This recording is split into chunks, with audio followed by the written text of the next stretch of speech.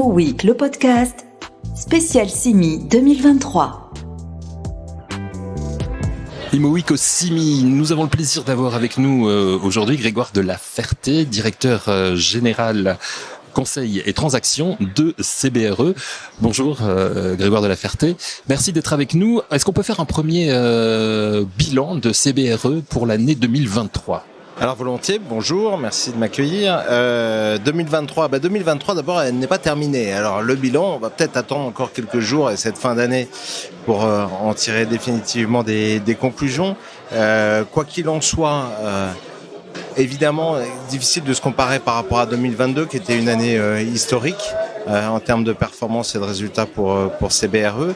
Néanmoins, le modèle multimétier de CBRE, qui n'est pas forcément assis que sur les métiers de la transaction, démontre toute sa pertinence en pouvant asseoir l'ensemble des résultats sur l'ensemble des business lines de CBRE. Donc, on anticipe une fin d'année qui sera tout à fait satisfaisante par rapport à nos perspectives de début d'année. Quels sont les succès, les défis auxquels vous avez été confrontés cette année ? Évidemment, les défis, ce sont ceux qui sont liés au métier de l'investissement, parce qu'effectivement, on est dans un accompagnement, une suite, un attentisme général du marché sur ces thèmes-là. Donc là, il y a un défi majeur qui est de pouvoir accompagner nos clients au quotidien, de les conseiller au mieux, et puis en même temps d'envisager l'avenir, d'envisager la suite. Alors la suite, on l'espère pour 2024, évidemment, mais en tout état de cause, je pense que c'est l'un des défis majeurs. Le deuxième défi, il est sur les enjeux environnementaux.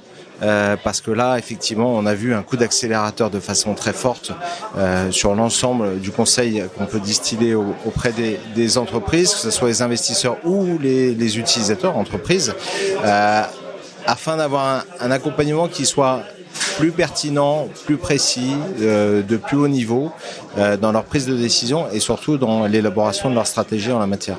Le développement durable, vous l'avez dit, la rénovation aussi, ça fait partie aujourd'hui des choses essentielles, des choses importantes. On le sait, la réglementation, la non-artificialisation des sols, etc. oblige les bâtisseurs aujourd'hui à revoir les choses autrement. Vous en êtes conscient, bien évidemment. L'enjeu, il est très important effectivement sur ce périmètre. L'accompagnement, tout ce qui tourne autour du décret tertiaire est un enjeu majeur. On a vu là aussi sur une année 2023 qui est une année de confirmation, une année de transition encore. 2024 devrait encore enfoncer le clou en la matière dans l'accompagnement des programmes de rénovation, de réhabilitation, de restructuration de bâtiments pour pouvoir leur permettre de passer l'échéance de 2030 évidemment, mais surtout dans la façon d'accompagner, de repositionner les bâtiments en termes de valorisation. Et le double coup de ciseau avec la remontée des taux directeurs évidemment vient donner une accentuation et un prisme très particulier sur ce point précis. Évidemment, la question de la valorisation, elle est au cœur de toutes les réflexions et donc l'accompagnement des utilisateurs, quel qu'il soit d'ailleurs, quelle que soit la nature du bâtiment, va de pair avec cette question-là. Je le disais au début de cet entretien, nous vous rencontrons dans le cadre du CIMI où nous sommes présents avec Imo Week, où vous êtes présents aussi.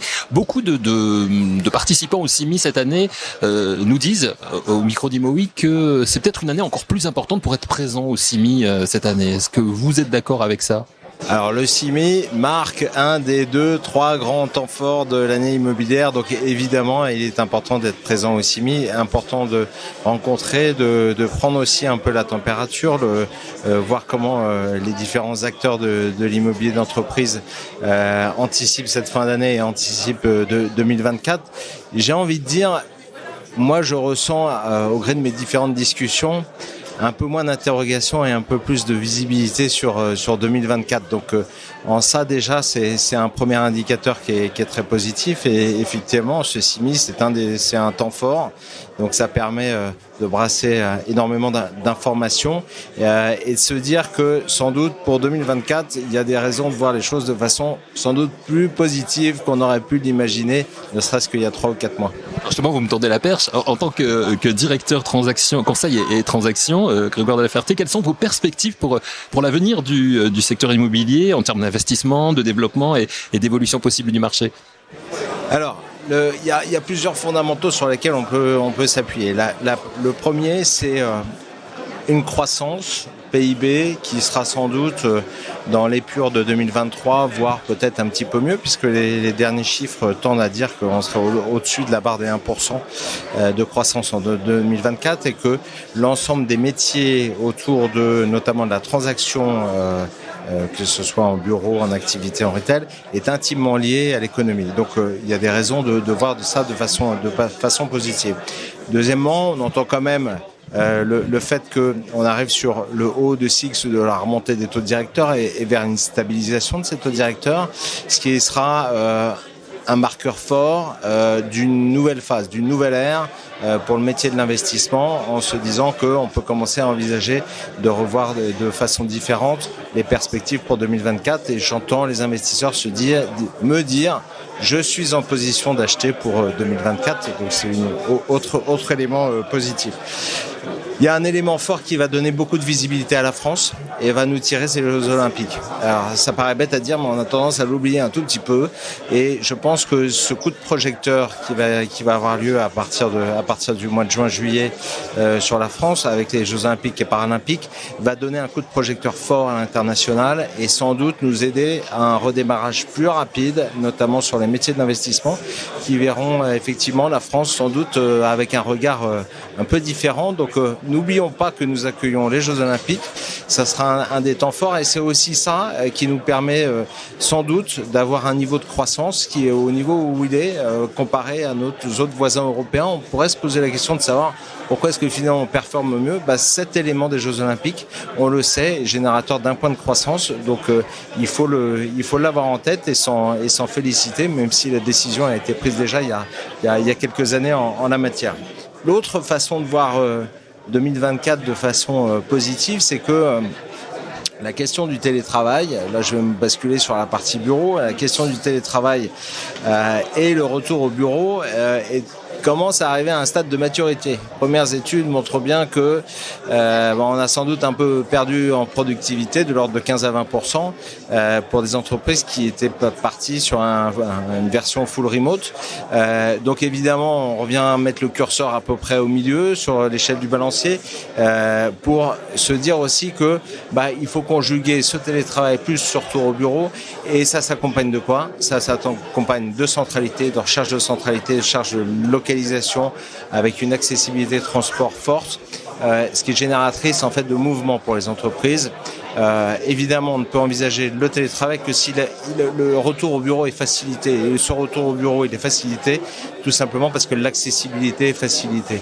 Donc, ce sera pour nous, et c'est comme ça qu'on l'anticipe, générateur de réflexion. C'est déjà le cas aujourd'hui pour un certain nombre d'entreprises, mais ça sera générateur de réflexion pour d'autres entreprises pour qu'elles fassent leur mue en matière d'évolution des modes de travail au sein de leurs entreprises et provoquer certains nombre de mouvements ou de réaménagements au sein de leurs locaux pour permettre de répondre à cette question de comment plus de proximité, comment plus de performance au sein de l'entreprise, plus de productivité. La croissance est là.